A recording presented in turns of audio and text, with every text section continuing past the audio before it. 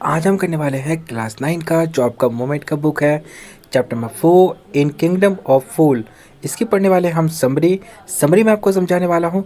Summary पढ़ना क्यों important है, क्योंकि देखो लॉन्ग क्वेश्चन और शॉर्ट क्वेश्चन जो होता है उसको आप आराम से अटेम्प्ट कर पाते हो अगर आपको पूरी चैप्टर की स्टोरी पता हो, और समरी में आपको पूरी स्टोरी पता होती है। ठीक है, तो चलिए शुरू करते हैं इस चैप्टर की summary.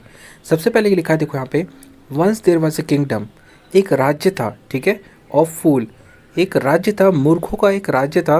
Where both king and minister were idiot, जहाँ पर राजा और जो मंत्री था ना, दोनों ही क्या थे, बेवकूफ़ थे, यानी मूर्ख थे। ठीक है, they decided to reverse everything, उन्होंने फैसला किया कि वो सब कुछ क्या करेंगे, उल्टा कर देंगे। एवरीथिंग यानी एवरीथिंग मतलब सब कुछ, रिवर्स मतलब उल्टा। उन्होंने फैसला ये किया कि वो सब कुछ उल्टा कर देंगे, यानी रिवर्स कर देंगे। कैसे रिवर्स कर देंगे, उन्होंने बोला कि they order everyone to sleep during the day and work at night. उन्होंने आदेश दिया, राजा ने आदेश दिया कि सभी लोग दिन में सोएंगे और रात में काम करेंगे। If anybody in the kingdom disobey this way this they would be punish with the death, अगर कोई भी राज्य में आज्ञा का पालन नहीं करता है तो उसको मृत्युदंड मिलेगा। ठीक है, इसके बाद क्या हुआ था कि वन डे, एक दिन, एक गुरु एंड डिसिपल, एक दिन जो एक गुरु थे और एक डिसिपल, डिसिपल मतलब होता है शिष्य, मतलब गुरु का जो शिष्य था, अराइव इन द किंगडम, वो राज्य में आए। ठीक है, गुरु और उनका जो शिष्य था, ठीक है, वो राज्य में आए। They were surprised to find that everything in the kingdom including the animal were sleeping during the day. जो गुरु और जो डिसिपल थे, यानी शिष्य थे, ठीक है, वो राज्य में जब आए, वो देख के हैरान रह गए। सरप्राइज मतलब हैरान रह गए कि सभी जो लोग हैं ना राज्य के, इंक्लूडिंग एनिमल, एनिमल हो या इंसान हो, सभी लोग दिन में सो रहे हैं। ठीक है, फिर as soon as it was night everyone woke up and started doing their work.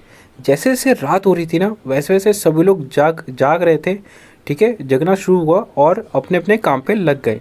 ठीक है, इसके बाद क्या हुआ, देखो यहाँ पे लिखा है कि by this time the guru and disciple had become very hungry. इसी समय गुरु और जो डिसिपल थे, यानी शिष्य थे, उनको भूख लगने लगी। ठीक है, यहाँ पे so they went to the buy grocery, तो वो लोग चले गए कहाँ पे, ग्रोसरी खरीदने, यानी खाने का सामान खरीदने। इन ए शॉप, दुकान में, कहाँ पे गए, दुकान पे। ठीक है, यहाँ पे it was surprising for them that everything had same cost a single डूडू। वो ये देख के हैरान रह गए कि जितनी भी सब चीज़ें थी ना, सबका जो प्राइस था, ठीक है, सिर्फ सिंगल डूडू का था। जैसे 1 रुपये होते हैं ना, तो रुपये को यहाँ पर डूडू का आ गया है। तो जितने कोई भी अगर आप चीज़ खरीदोगे वहाँ पे, तो सब क्या था, 1 डूडू का था। ठीक है, इनिशियली यानी शुरुआत में the guru and his disciple were very happy. शुरुआत में जो गुरु थे और शिष्य थे, ठीक है, वो बहुत खुश हुए।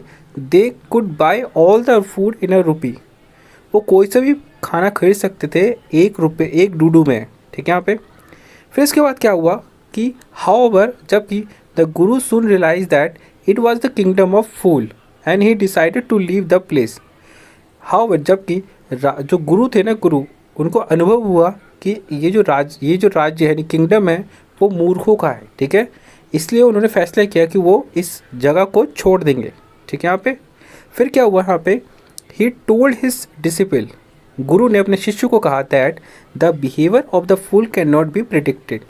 जो मूर्खों का जो व्यवहार है ना, मूर्खों का जो व्यवहार होता है ना, उसको आप प्रिडिक्ट नहीं कर सकते। प्रिडिक्ट मतलब आप अनुमान नहीं लगा सकते कि वो कब क्या कर जाए। It was not safe for stay but the disciple was not ready. गुरु ने ये बोला, ये जो जगह है ना, वो सुरक्षित नहीं है रहने के लिए, लेकिन जो डिसिपल था, डिसिपल मतलब शिष्य था, वो यहाँ से जाने को तैयार नहीं था। ही लव टू ईट फूड, उसको खाना खाना बहुत प्यारा लग रहा था, मतलब बहुत अच्छा लग रहा था खाना खाने में। ठीक है, एंड इसके बाद क्या था, it was cheap in the kingdom, उसको खाना यहाँ पे बहुत आसानी से, क्योंकि बहुत सस्ता था, इसलिए बहुत अच्छा लग रहा था। Finally the guru left the kingdom, आखिरकार गुरु ने राज्य को छोड़ दिया। Every day the disciple ate the cheap food and become fat. रोज़ जो डिसिपल थे ना, रोज़ जो शिष्य था, रोज़ सस्ता खाना खाता था, जिससे वो मोटा हो गया था। ठीक है, यहाँ पे क्योंकि खाना बहुत सस्ता था, इसलिए बहुत ज़्यादा खरीद के वो खाता था। वन डे, एक दिन, thief broke into a rich merchant house by making a hole in the wall. एक दिन क्या हुआ, एक चोर था। थीफ मतलब होता है चोर। एक दिन एक चोर एक अमीर मर्चेंट यानी एक अमीर व्यापारी के घर में घुस गया, एक दीवार पे होल करके वो अमीर व्यापारी के घर में घुस गया। When the thief was carrying out the stolen good, जब वो चोर जो था ना जितना भी चोरी किया हुआ सामान वो लेके बाहर आ रहा था, the wall of the old house fell on his head and he died on the spot. जो दीवार थी ना बहुत पुरानी थी और जिसमें ऊपर से होल कर दिया गया, उन्होंने होल कर दिया था चोर ने, वही दीवार जो है चोर के ऊपर गिर गई और चोर जो है वहीं का वहीं मर गया। ठीक है, इसके बाद क्या हुआ देखो, इसके बाद हुआ the thief brother went to the king. जो थीफ का यानी चोर का जो भाई था वो राजा के पास गया एंड कंप्लेन दैट, उसने कंप्लेन किया that the owner of the house, जो मालिक है ना इस घर का, मर्चेंट शुड बी पनिश, उसको सज़ा मिलनी चाहिए, एंड हिज ब्रदर डेथ, क्योंकि उसके ब्रदर की क्या हुई है, डेथ हुई है, क्योंकि उस व्यापारी यानी अमीर आदमी का जो घर का दीवार था वही चोर के ऊपर गिरा था, इसलिए चोर के भाई ने बोला कि उस अमीर आदमी को सजा दी जाए। ठीक है, the owner of the house was summon, तो उसको किसको, अमीर जो ऑनर थे ना उस घर के जो मालिक को, ठीक है, उसको बुलाया गया। The king call the merchant, राजा ने व्यापारी को बुलाया हिज कोर्ट, अपने कोर्ट में, and told him that due to the weak wall of his house the thief had died. तो राजा ने बोला कि तुम्हारे घर की कमज़ोर दीवार की वजह से इस चोर की मौत हुई, इसके भाई की मौत हुई है, and now he would be punish, इसलिए अभी तुमको पनिशमेंट मिलेगी।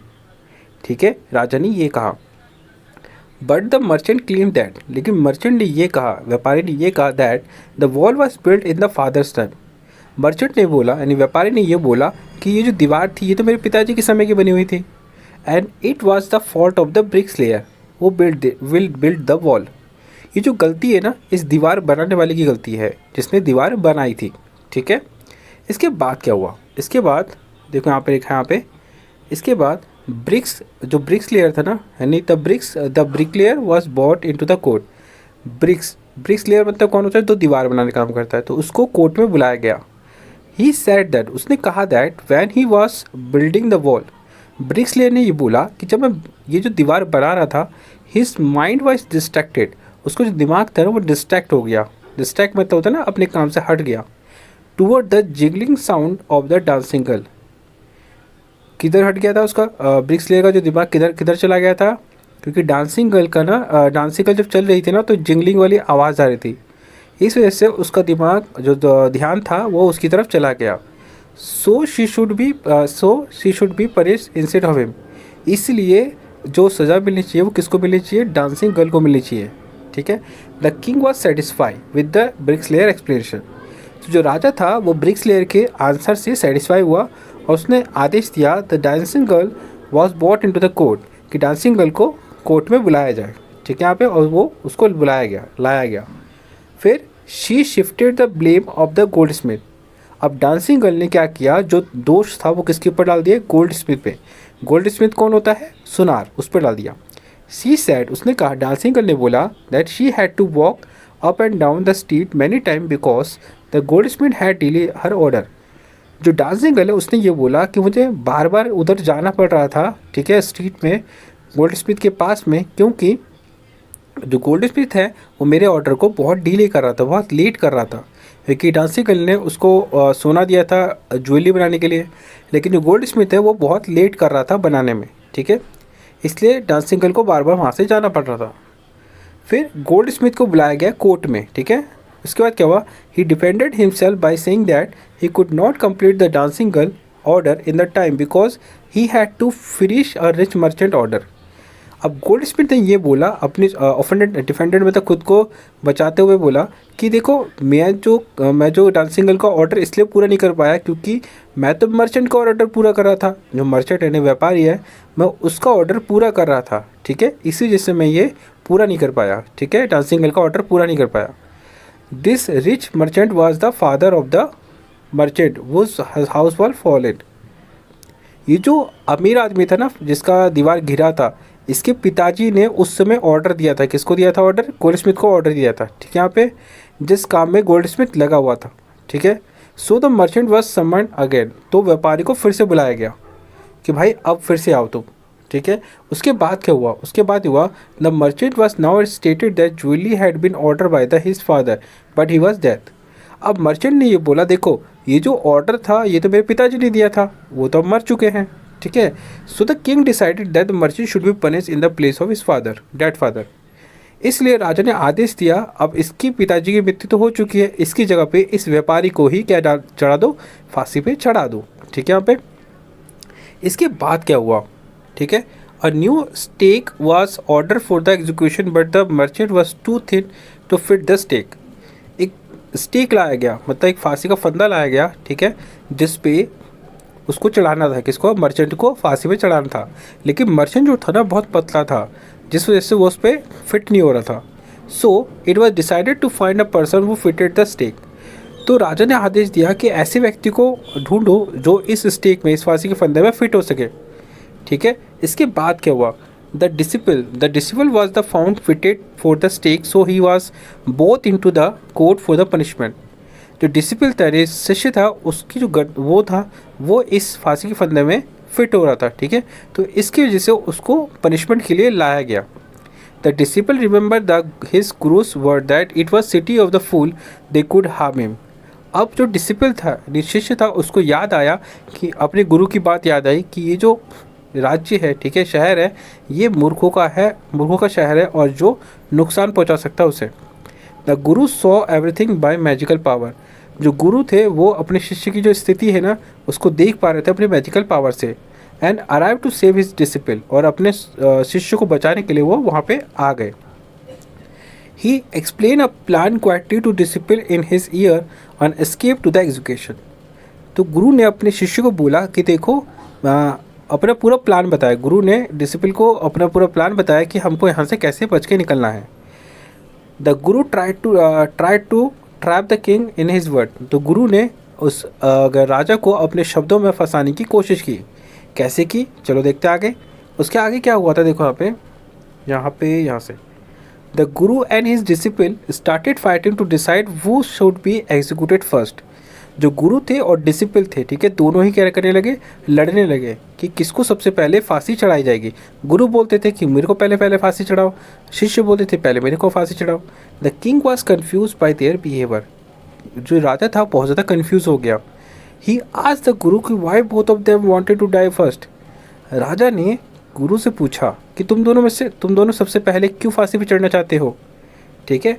तो क्या हुआ, द गुरु रिप्लाइड, तो गुरु ने आंसर दिया, it was the stake of God. ये जो फांसी का फंदा है ना, ये भगवान का है। वो aware died first would be the king in the next birth. जो भी पहले मरेगा वो अगले जन्म में यहाँ का राजा बनेगा। And the person who died next would be become minister. और उसके बाद जो मरेगा वो यहाँ का मंत्री बनेगा। After listening to the guru, the king and his minister decided to they would die in place of the guru and disciple. ये सब बात सुनने के बाद ना राजा ने और उसके मिनिस्टर ने ये फैसला किया कि गुरु और शिष्य की जगह पे वो खुद फांसी पे चढ़ेंगे, ठीक है। They did not want to lose the kingdom of their next life. वो नहीं चाहते कि अगले जन्म में उनका जो राज्य है वो छीन लिया जाए, ठीक है। और उसके बाद क्या हुआ कि so they secretly went to the prison and release the guru and the disciple. इसलिए वो चुपके से कहाँ गए, राजा और मंत्री जो थे वो चुपके से गुरु और शिष्य के पास गए जेल में, और वहाँ पे उनको छोड़ दिया। और उसकी जगह पे कौन आ गए, उसकी जगह पे खुद जो थे ना, they put themselves in the place were executed the next morning. और खुद उस जगह पे चले गए जहाँ पे अगले दिन उनको फांसी चढ़ाने वाले थे, ठीक है। यहाँ पे अब राजा को तो फांसी चढ़ा दी गई, ठीक है, और मंत्री को भी। After the death of the king, राजा और मिनिस्टर की मृत्यु के बाद, the people of the kingdom request the guru and disciple to be their new king and the minister. तो लोगों ने क्या बोला, रिक्वेस्ट किया, किसको, गुरु और शिष्य को यानी डिसिपल को रिक्वेस्ट किया कि आप हमारे क्या बन जाओ, राजा और मंत्री बन जाओ। The guru and disciple agreed. तो जो गुरु थे ना वो अपने इस प्रस्ताव के बारे में यानी जो प्रपोजल दिया ना लोगों ने, तो उसको बोला कि ठीक है, एक्सेप्ट कर लिया। बोला ठीक है, मैं आपका राजा बनने को तैयार हूँ, बट वन कंडीशन। लेकिन उन्होंने बोला कि एक स्थिति में, कैसे, that the old law must be change. जो पुराने जितने भी नियम होंगे वो चेंज होंगे। And now the kingdom became just like any other kingdom. अभी जो राज्य था वो पहले दूसरे जो राज्य होते नॉर्मल राज्य होते उनकी तरह बन गया था। ठीक है यहाँ पे। तो ये पूरी स्टोरी थी, ये पूरा समरी था आपके लिए। और अगर आपको कोई भी डाउट होता है, ठीक है, इस चैप्टर से रिलेटेड या कोई भी टॉपिक से रिलेटेड, आप कमेंट में पूछ सकते हैं। और अभी के लिए थैंक्स फॉर वॉचिंग।